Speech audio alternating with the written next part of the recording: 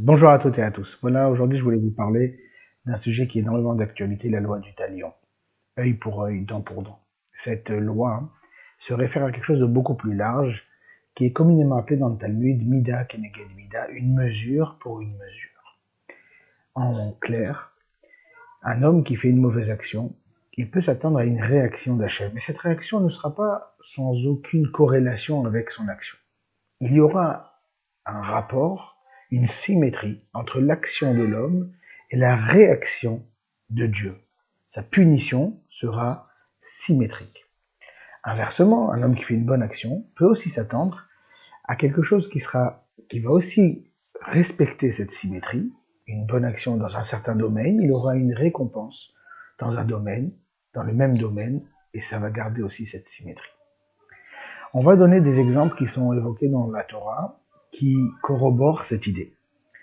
Lors du tout début de la création du monde, il y avait un animal qui s'appelait le serpent, et qui était un animal qui pouvait même peut-être, nous dit le Talmud, prétendre faire sa vie avec la première femme, Chava. Et donc c'était un être humain doté d'une intelligence, doté d'une parole, doté d'une prestance. Et cet animal pensait donc qu'il allait réussir peut-être à séduire Chava.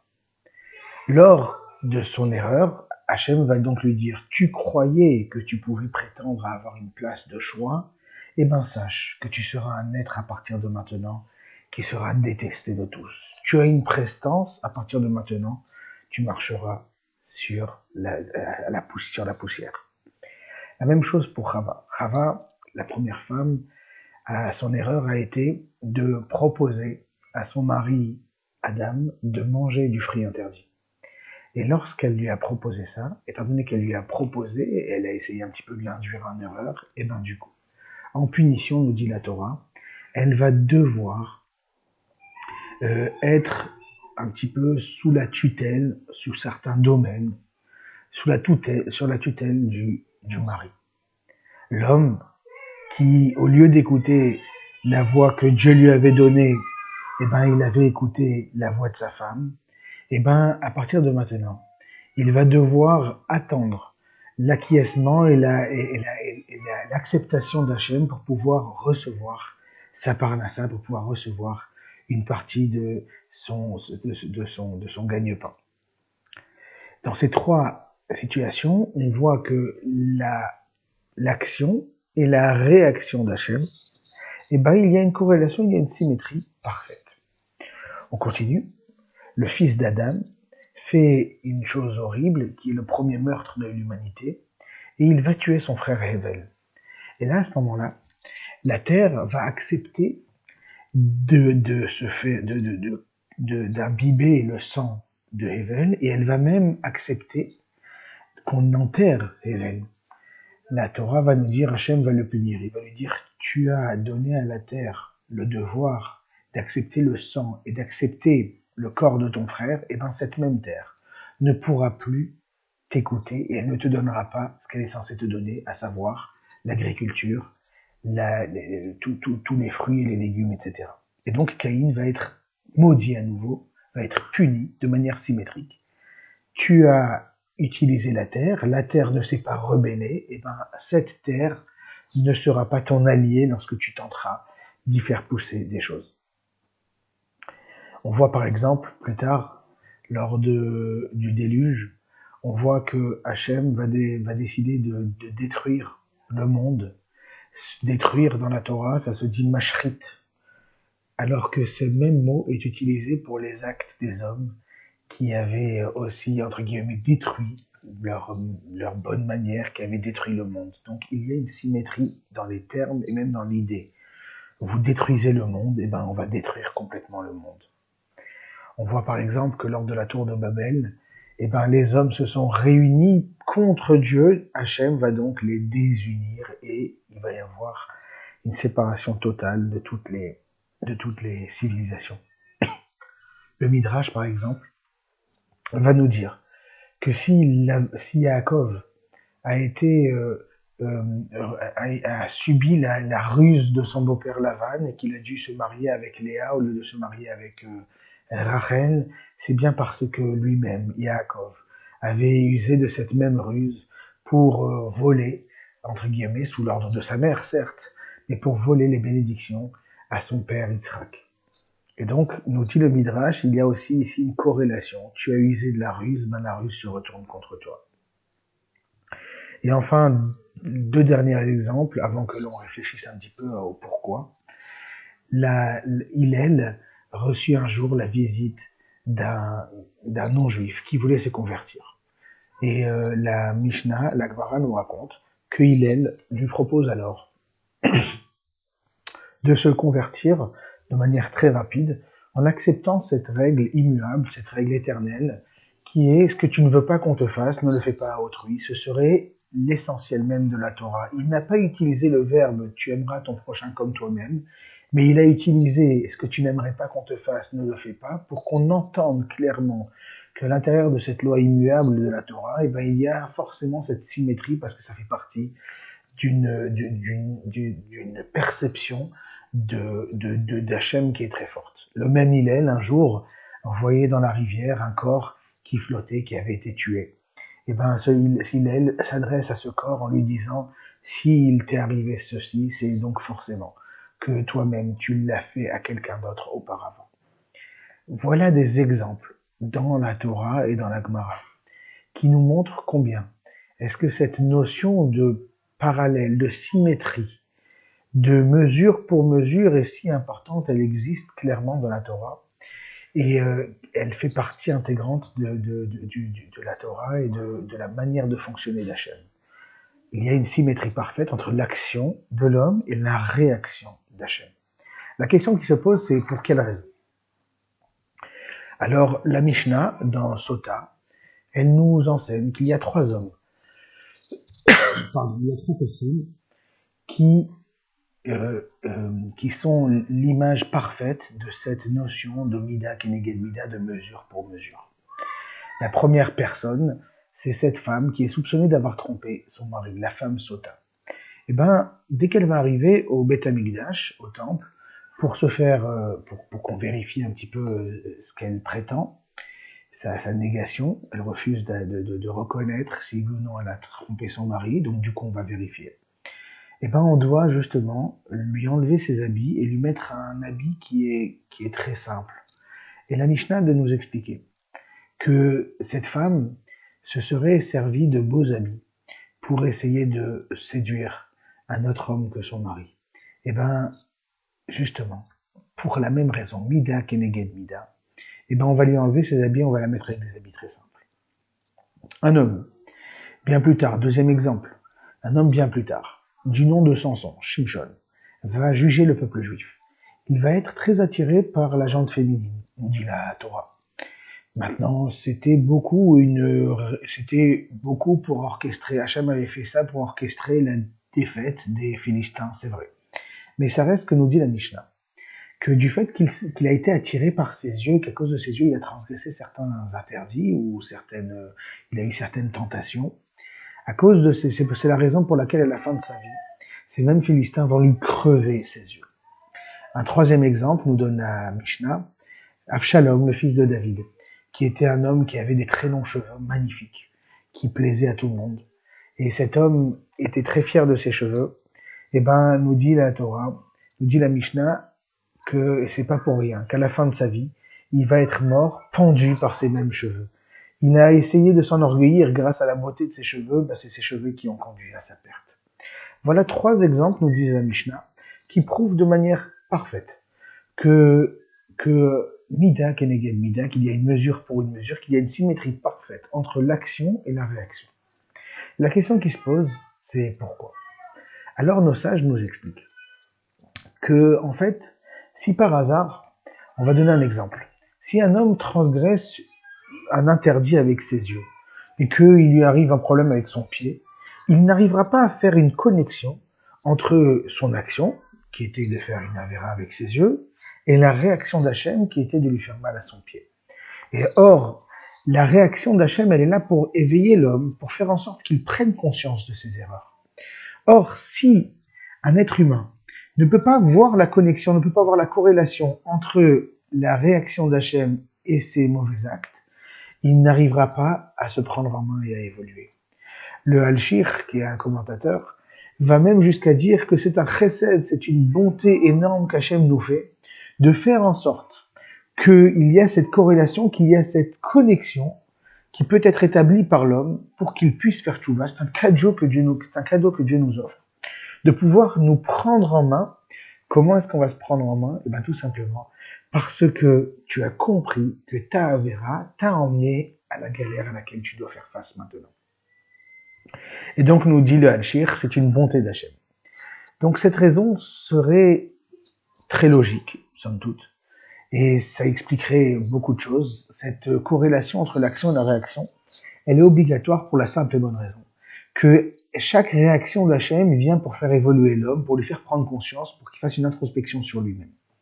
Cependant, si cette explication peut être acceptable dans une situation où l'être humain survit à la réaction d'Hachem, elle ne peut pas l'être lorsque l'être humain meurt à cause de la réaction d'Hachem. Je donne l'exemple de ce Avshalom qui va mourir à cause de ses cheveux. Mais donc, il n'aura pas l'occasion de se repentir pour s'en être enorgueilli de ses cheveux.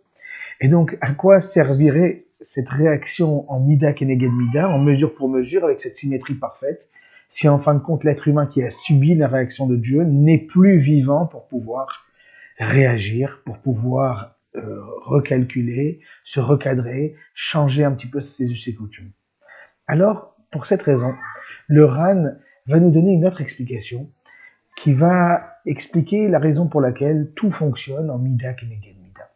Le Ran, qui fait partie des Rishonim, des premiers commentateurs, un des commentateurs phares du Rif, le Ran va nous expliquer en fait que le but du mida keneged mida, il n'est pas uniquement pour l'homme, mais il est même peut-être essentiellement pour les autres.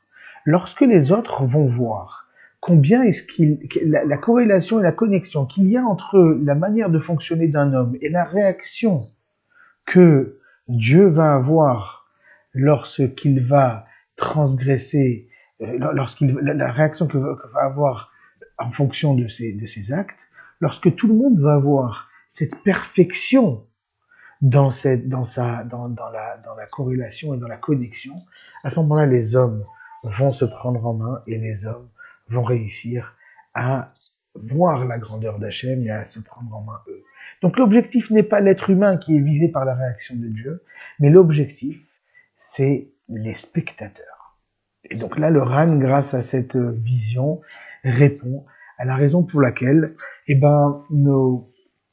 des personnes qui vont mourir, ils vont quand même, dans leur mort, elle va être mida keneged mida, elle va être mesure pour mesure, non pas pour qu'eux fassent tchouva parce qu'ils sont déjà morts, mais parce que les autres personnes qui ont assisté à sa avéra, qui ont assisté à sa mauvaise manière de fonctionner, doivent comprendre que la réaction de Dieu, elle est venue pour bien montrer la gravité de ses actes et qu'elle était en symétrie parfaite et en corrélation parfaite avec son acte.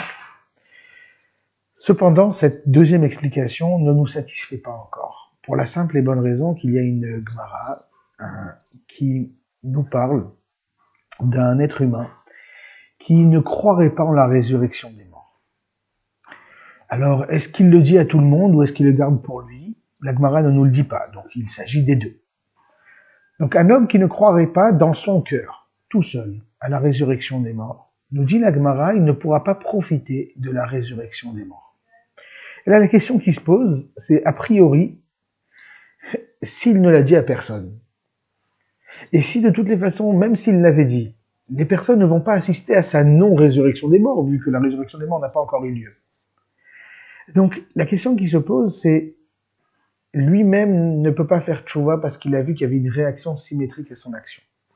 Les autres personnes, les spectateurs, ne peuvent pas faire tchouva parce qu'ils n'ont pas assisté soit à la mauvaise action, parce qu'il a gardé pour lui-même, soit même s'ils ont assisté à l'action, ils ne vont pas assister à la réaction d'Hachem, qui est de ne pas le faire revivre, de ne pas lui accorder la résurrection des morts. Et donc la question qui se pose, c'est, dans cette situation, à quoi sert le mida keneged mida? À quoi sert cette mesure pour une mesure? À quoi sert cette symétrie entre l'action et la réaction?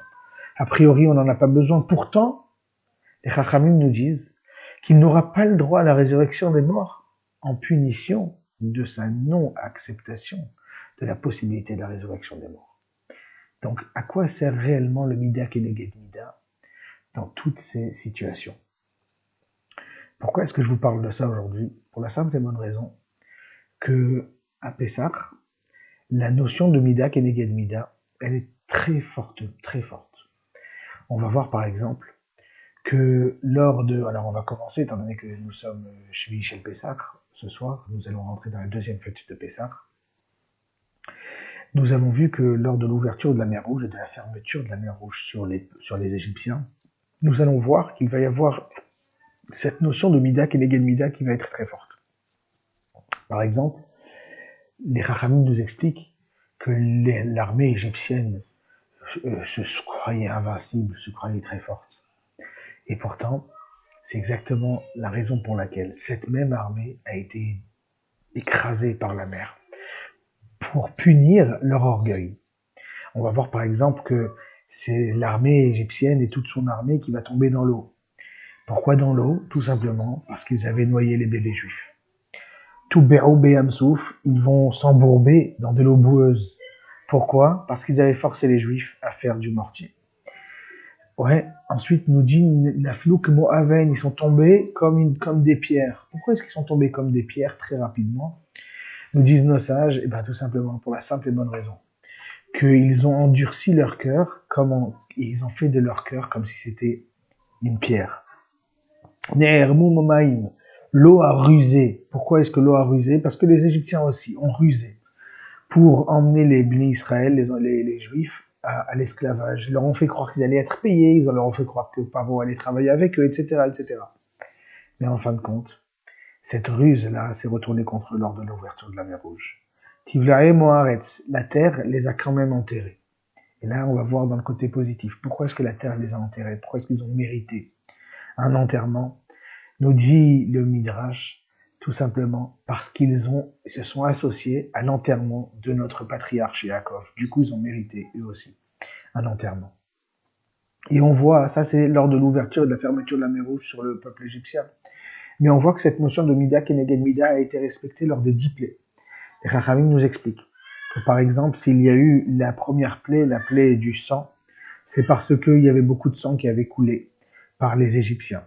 La deuxième raison, c'est parce que aussi, ils n'avaient pas permis, pourquoi dans le Nil? Parce qu'ils n'avaient pas permis aux bénis Israël, aux femmes d'Israël, de se tremper dans le Nil pour se purifier, pour avoir une vie de couple convenable. On voit par exemple qu'il va y avoir la deuxième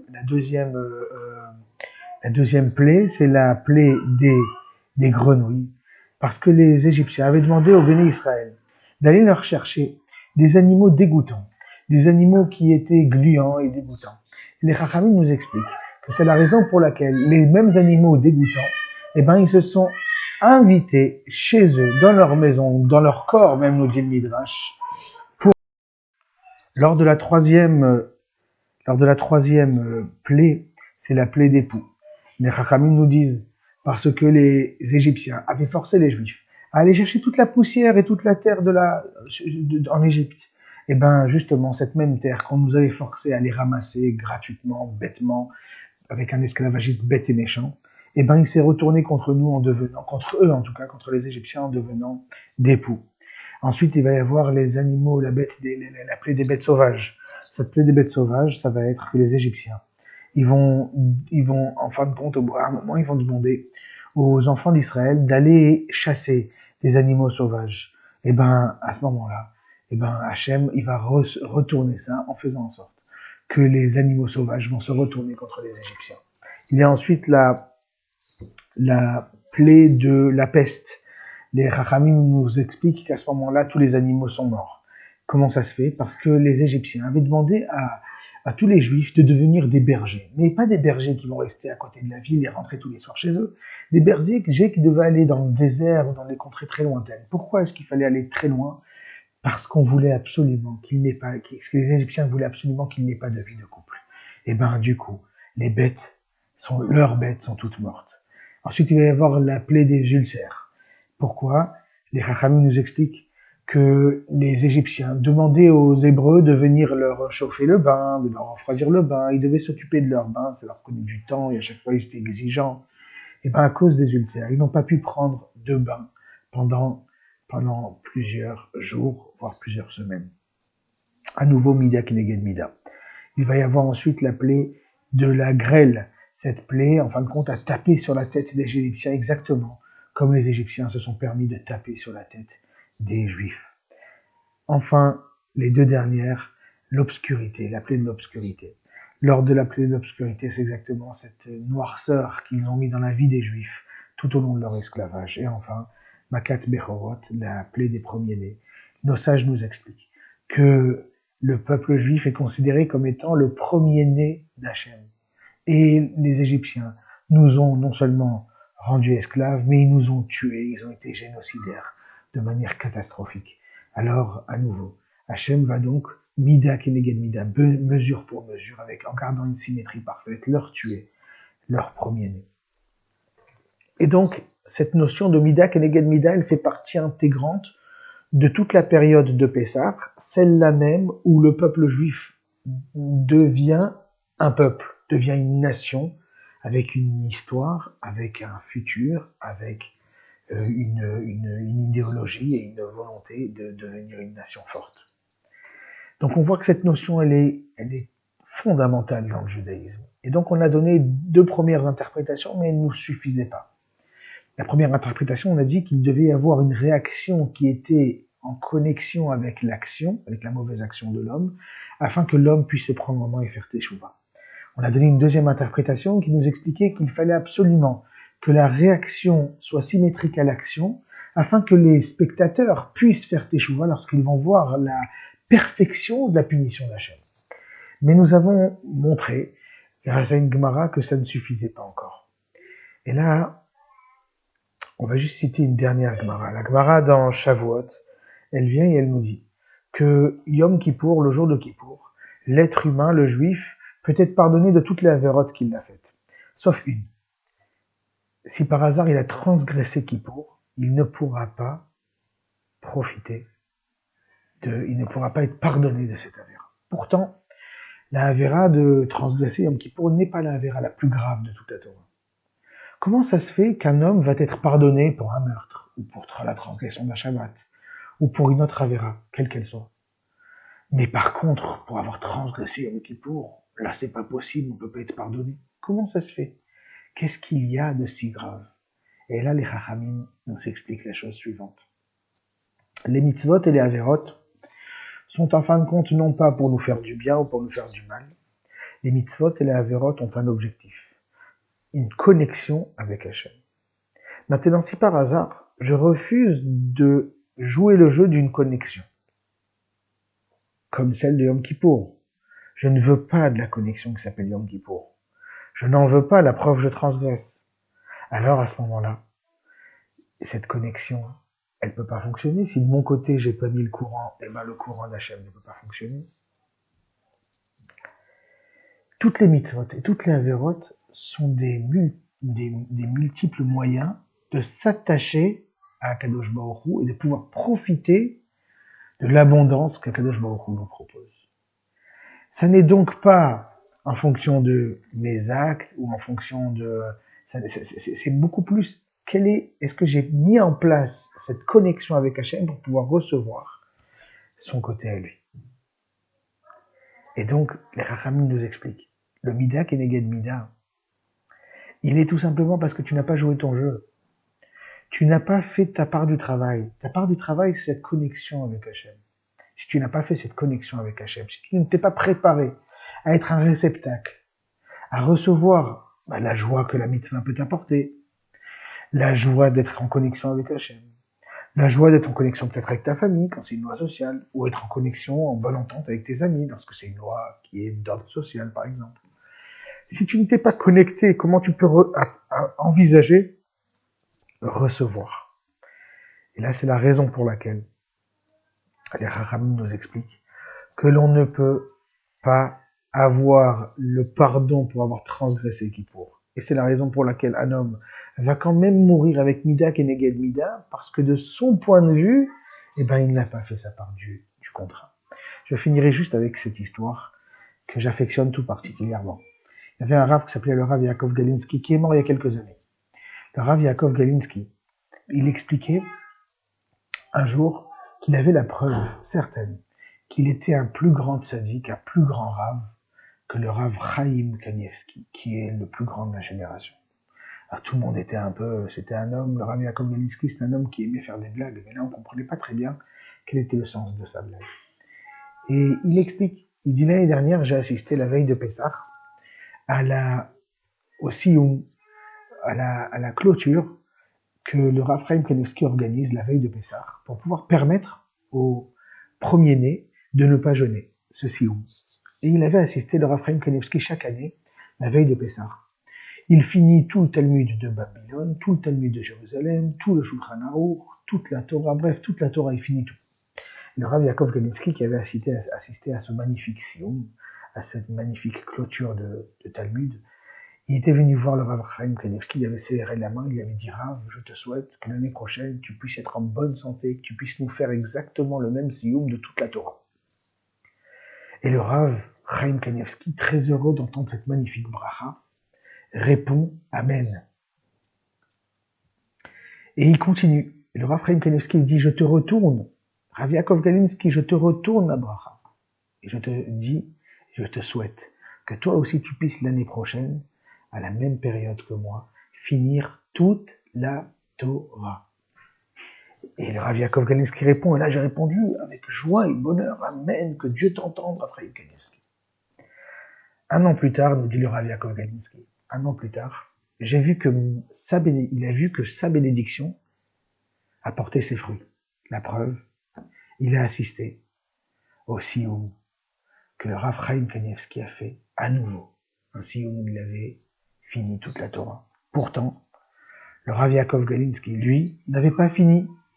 Donc la bénédiction du Rav Yaakov Galinsky avait porté ses fruits, alors que la bénédiction du Rav Yaakov Galinsky et du Rav Chaim Kanievski n'avait pas porté ses fruits. Donc le Rav Yaakov Galinsky de dire, c'est donc la preuve que je suis un plus grand tzaddik que Rav Chaim Kanievski, puisque ma bracha fonctionne. Et là, le Rav Yaakov Galinsky qui explique, je vais vous expliquer, c'est quoi. Une bracha, c'est magnifique. Recevoir une bracha d'un très grand Rav, c'est magnifique. Recevoir une bracha d'Hachem, c'est magnifique. Essayez maintenant, qu'est-ce que j'en fais de cette bracha? Est-ce que du coup, j'ai reçu la bracha d'un tzaddik, donc du coup, je me mets sur mon canapé et j'attends que ça passe? Ou est-ce que je fais en sorte que cette bracha fonctionne? Le Rav Chaim Kanievski, après la bracha du Rav Yaakov Galinsky, il a ouvert son livre le lendemain matin, il a étudié. Alors que le Rav Yaakov Galinsky, il n'a pas ouvert son livre avec la même intensité, avec la même force. Donc du coup, un an plus tard, malgré la bracha du Rav Chaim Kanievski, eh ben, il n'a pas pu finir toute la Torah. Le soir après Pessah, on se souhaite Tebchut Saado, on se souhaite beaucoup de bénédictions, on se souhaite qu'on ait beaucoup de bracha, beaucoup de réussite. Cette réussite, on ne peut se la souhaiter que si en fin de compte on fait notre part du marché, que si on devient un réceptacle de cette bénédiction, que si nous aussi on fait cette connexion avec Akadosh Baruch Hu, et ensuite Akadosh Baruch Hu il fait sa part du marché. En ces temps de virus assez bizarres, et les morts de gens très grands, et de gens dont on comprend pas très bien ce qui se passe. Cette réflexion d'essayer de se connecter avec Akadosh Baruch Hu de manière très forte pour pouvoir recevoir sa bracha.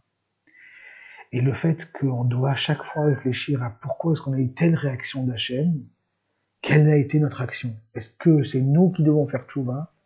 Est-ce que c'est les spectateurs qui doivent faire tchouva? Ou est-ce que c'est nous-mêmes qui n'avons pas été le bon réceptacle? Je pense que la réponse, elle est multiple. À nous de réfléchir un petit peu, qu'est-ce qu'il y a à réparer chez nous, qu'est-ce qu'il y a à réparer en société, et qu'est-ce qu'il y a à réparer envers Hachem.